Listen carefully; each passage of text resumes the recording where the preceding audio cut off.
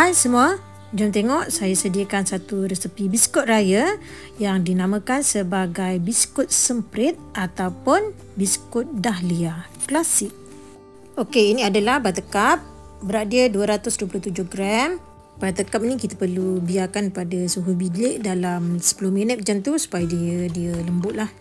90 gram gula, saya guna gula pasir, timbang, kemudian saya kisar halus. Lepas tu saya ayak supaya tidak ada ketulan gula yang kasar termasuk dalam adunan. Nanti susah nak tekan. Sebatikan kedua-dua bahan ini guna senduk aja, jangan guna mixer ya. Kalau guna mixer nanti bunga dia akan jatuh. Okey, bila dah sebati, tambahkan 1 biji kuning telur dan juga 1 penutup esen vanila. Tujuan esen vanila ni untuk menghilangkan rasa hanya telur. Lepas tu bolehlah sebatikan semuanya. Okey, untuk resepi kali ini saya menggunakan 3 jenis tepung. Yang pertama sekali tepung ubi kayu. Pastikan semua tepung ni kita ayak ya. Tujuan dia supaya senang nak tekan. Okey, yang ini adalah tepung jagung. Saya guna tepung jagung cap bintang. Sama juga ya, perlu ayak. Tujuan dia sebenarnya kadang-kadang bila kita simpan tepung ni akan berketul. Nanti bila berketul, kita nak dia punya tekstur tu akan jadi berketul-ketul dan susah nak ditekan. Untuk tepung gandum, tak kisahlah sebenarnya sebarang jenama, anggaran dalam 90 hingga 100 gram, ketepikan dulu. Maknanya kita sebatikan 2 jenis tepung, iaitu tepung ubi dan juga tepung jagung. Bila dah sebati, barulah sikit-sikit masukkan tepung gandum. Tepung gandum tu sama ya, ayak dulu. Okey, kita masuk sikit-sikit ya, jangan masuk banyak sampailah kita dapat dough yang tidak melekat pada tangan.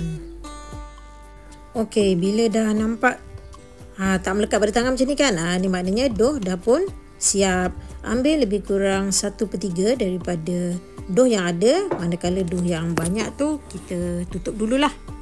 Titiskan beberapa titis berwarna hijau apple. Dan sebatikan, saya guna sarung tangan sebab tak nak warna tu kena pada tangan. Jadi akan jadi macam ni lah. Ini sebenarnya kita nak hasilkan bawah sekali, iaitu bahagian daun. Gunakan acuan yang plastik tu, kalau tak salah saya pecah 9 macam tu lah. Okay, untuk yang bunga pula saya menggunakan nozzle pecah 15. Iaitu guna ibu jari untuk tekan. Perlahan tekan pada bahagian tengah dia, so akan terhasil lah bunga bersama daun. Kemudian boleh hiaskan, letak manik boleh, letak coklat chip pun boleh, ikut kreativiti masing-masing lah.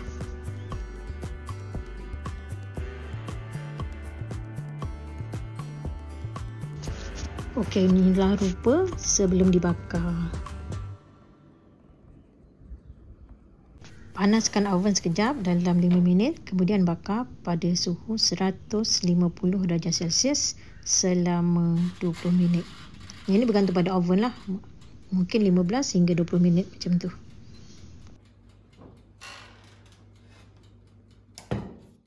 Okey, lepas 20 minit, sebelum keluarkan, biasanya saya akan tengoklah kalau pada bahagian bawah ni nampak garing.